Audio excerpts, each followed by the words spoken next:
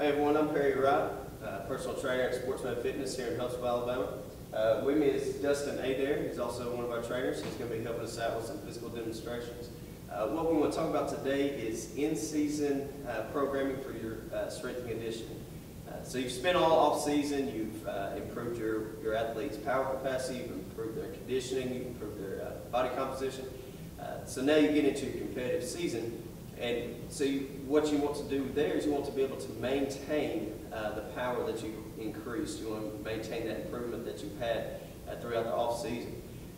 So you don't want to do too much because it can hinder your athlete's ability to be able to practice.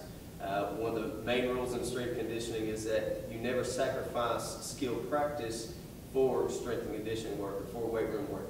But you also don't want to do nothing. You don't want to just completely stay out of the weight room because what can happen there is the power that you've gained, the good quality muscle mass that they've gained, all of that will start to dwindle as they get into the season. And when you get to the end part of the season, when you start getting into the playoffs and into the championship part of the season, when you need your players to be able to perform at their best, they'll actually be at their weakest, their slowest, and their sloppiest as far as body composition goes. So you want to be able to maintain that power level. And so what we're going to do today is just take you through a sample workout, going through some warm-ups and some plyometrics and some lifts, and show you a good sample workout for, just say, a football player in season, a way of maintaining the improvements that they've made, but also minimizing the risks for injury, and still giving them enough to be able to still practice the way that they want to. Because, like I said, you don't want to sacrifice the skill practice for the weight room work. You can have a wide receiver that has a 40-inch vertical, but if you can't catch the ball when it's put in his hands, then it really does you no good. So we want to be able to have enough left in their system to be able to practice the right way, and practice with the right skill patterns.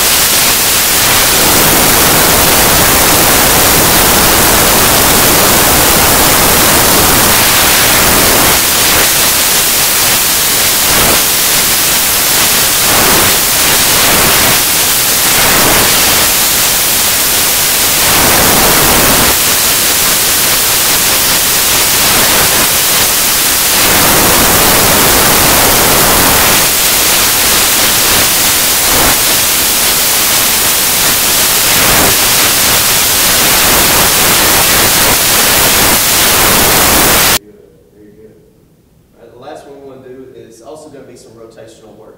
It's going to be a karaoke. He's going to keep that knee up high. He's going to rotate his hips. Good.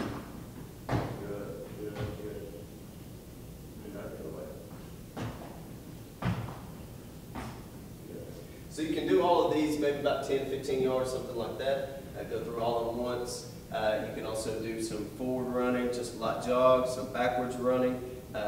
Really being able to warm up the lower body, get the lower body engaged, get the blood flowing, and get the muscles going. So that's our warm up, and we're going to get started with some plyometric exercises. All right, so what we're going to start with now are some plyometric exercises, some power exercises. And like I said, you want to be able to maintain that power, you want to work on that power, but you also want to minimize the risk of injury. So what we're going to be doing here with Dustin is he's going to be doing some box jumps. We're going to do a set of 6. For your workouts, you can do 3 sets of 6. What we're working on is power off of a standing static start, so off of the ground. He's going to jump, and when he lands, he's going to land soft. He's going to land with getting his whole foot on the bench. And then instead of coming back down, again, to take the stress off from landing, he's going to step off of the bench, step off onto the bench, and then off of the bench onto the floor. So go ahead and give me what this is. It's a nice soft landing. He landed with his hips above his knees. He landed with his chest up. Go ahead. Good, good. Coming up, hips forward. Stepping down, back down. Very good, very good. So you're not getting the plyometric, the stretch reflex that you would coming off the box onto the floor, but you're also not getting that.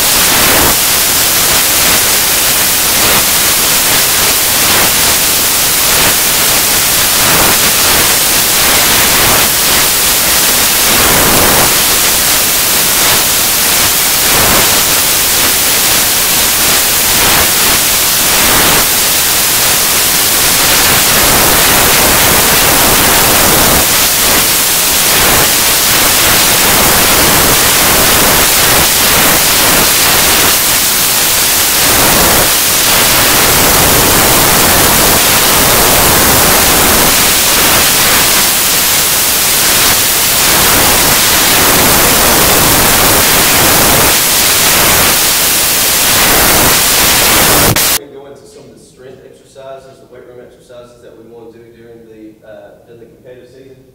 And what we're going to start with is just some squats, backloaded squats. Notice that Dustin's got a good shelf here with his traps, where he's got the bar loaded. He's got his feet good and about hip width. One way that you can do this to be able to take stress off the shoulders is he can widen his grip if it's got his shoulders pushed back too much. So that again. The purpose of this is to be able to minimize the risk of injury. So Dustin's comfortable with it being right there. All right, so go ahead and give me 6 good squats. Good. All right, so notice his feet are staying good, flat on the floor as he comes up. He's coming up powerfully, but he's using that power to extend the hips. Go ahead and give me a couple more. When he comes up, he pushes those hips forward, so he's getting good hip extension work. Slow down. Good, right there. So what he's doing is he's going down to a good parallel squat. He's getting good full triple extension, the hips, the knees, and the ankles. He's keeping his weight distributed towards the back. He's not letting his heels come off the ground, not letting his knees come too far forward. He's keeping his chest up. I'll give him another 1 or 2, a little bit slower. Perfect, perfect. So good flat back. Good flat back as he goes down, protecting the spine, protecting the lower back, keeping the chest up. Very good. All right. The next thing we're going to do is a power clean. Now, for the squats, you want to go we want to do maybe a set of 6 and then 3 sets of 3, keeping the weight at about an 80 to 85% rep max. Obviously, Dustin's a big, strong guy. This isn't anything towards his max, but just to give you a good demonstration. So that's where we want to be with the squats. Now we're going to do some power cleans. Go ahead. He's going to drop down, and he's almost like a deadlift. Obviously, if he had weights on the bar, it would stop. So he's going to go about mid-shin level. He's going to come up. Very good, very good. So he starts that pull nice and easy off the floor. As he gets towards the knees, he accelerates that with that powerful, explosive hip extension, shrugging the shoulders at the top. We'll give you a note. Very good, very good. Keeping that bar nice and close to him. He's going to catch that at the top, catch it kind of in a partial front squat. We'll give you one more. Good, good, good. And then you'll wrap that. Very good, very good. So this is a good triple extension move as well. It's a good powerful pull. It's going to be good backside mechanic work. And it's also going to keep his power, work on his power output. All right, the next thing we're going to do is going to be kind of a power transfer movement. Transferring power from the floor, transferring power from the hips and the knees, and extending it through the upper body. It's going to be doing a front push press. Front push press. So doing a partial squat, and then he's going to come up, thrust the weight up at the top. Very good, very good. Dip and drive. Good, good. Very good, very good. One more. Excellent, excellent. Okay, you can set the bar down. Now, we're going to show you a way of doing some chest work without the stressors of a full, flat barbell bench press. So what we're doing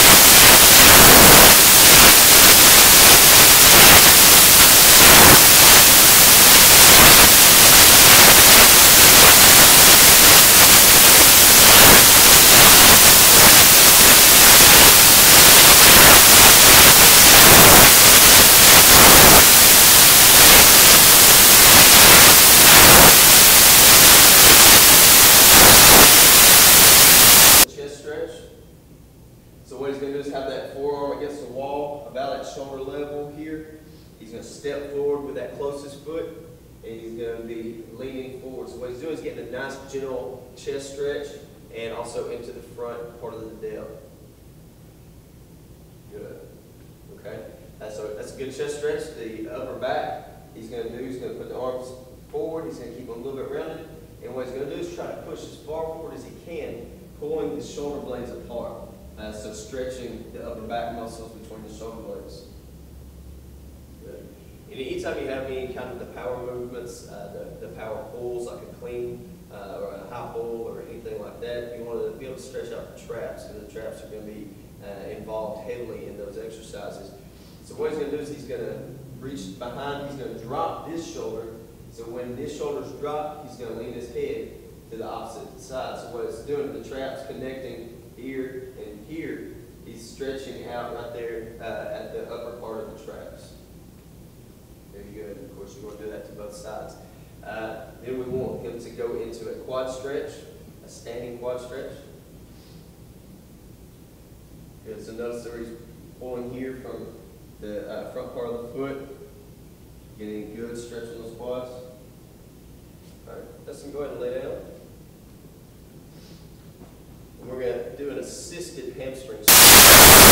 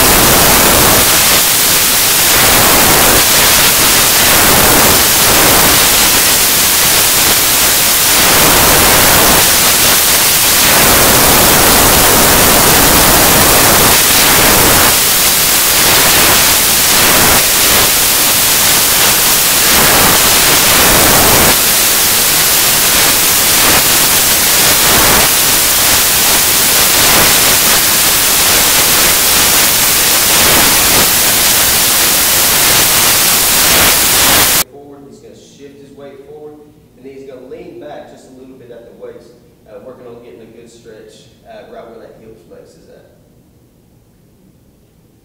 Very good, very good. All right, so that's it. That's all the portions of it. You have a nice good warm up, get the blood flowing, get the muscles warmed up, going into the power exercises, the plyometric exercises, and then into the strength training, the conditioning, and then finally finishing up with a nice way of cooling down with the stretches.